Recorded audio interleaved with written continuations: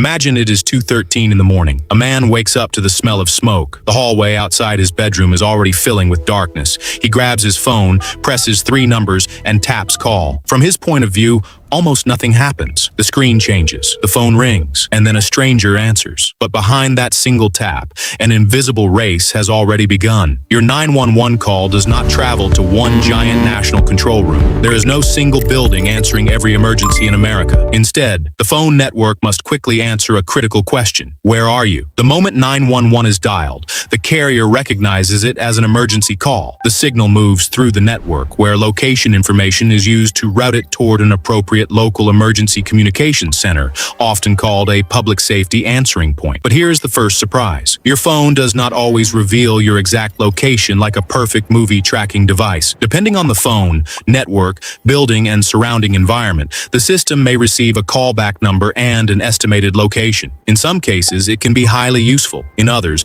especially inside large or multi-story buildings, it may not identify the exact room, apartment, or floor. That is why the first question may sound strangely basic. 911. What is the address of your emergency? The operator is not wasting time. The address is the foundation of everything that happens next. Before understanding the fire, crash, or medical crisis, responders must know where to go. A perfect diagnosis is useless if the ambulance arrives on the wrong street. As the caller speaks, the operator begins turning panic into structured information. Location, callback number, type of emergency, people involved, possible dangers. Every answer becomes part of a digital incident record. And this is where the call quietly splits into 2 journeys. One journey remains with the caller. The other begins moving toward the responders. Depending on the local center, the person speaking to you may also dispatch the call, or another dispatcher may receive the information electronically. Police officers, firefighters, or emergency medical crews can begin receiving details through radios and vehicle computers. So when the operator continues asking questions,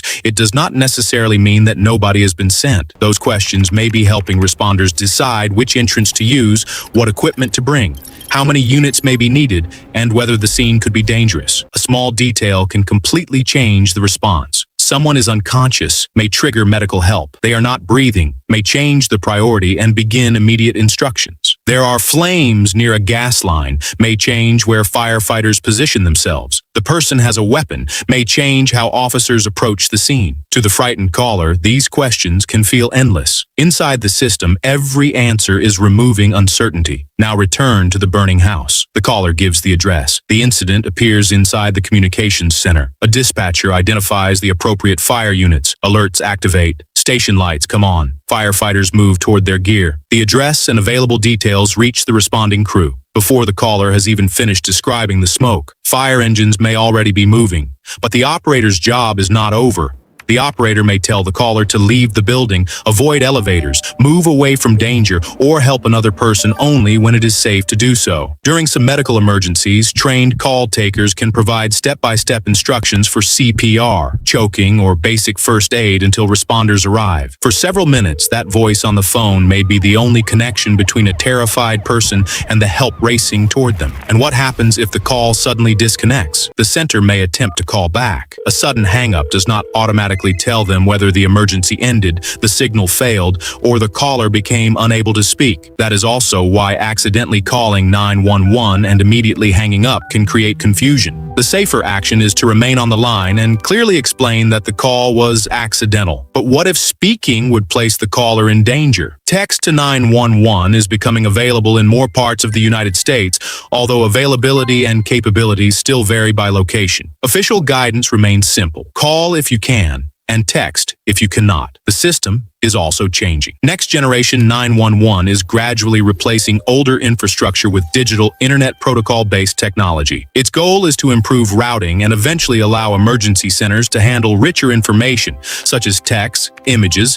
video, and other data where supported. But technology is only half of the story. A 911 call begins as fear, a shaking voice, an incomplete address, a confusing sound in the background. Then, in seconds, a trained human begins converting that chaos into location, priority, instructions, and movement. The caller may only hear a calm voice asking questions. Behind that voice, phone networks are routing data. Computers are creating an incident. Dispatchers are coordinating resources. Station alarms are activating, and first responders are moving through the city, all because one person pressed 3 numbers. The next time you see a 911 call in a movie, remember this: the call itself is not the rescue. It is the first signal that wakes an entire invisible system. And somewhere between the tap of a screen and the sound of approaching sirens, panic becomes a plan. Subscribe to RAAZMALA, where we follow the hidden journey behind the ordinary actions you perform every day.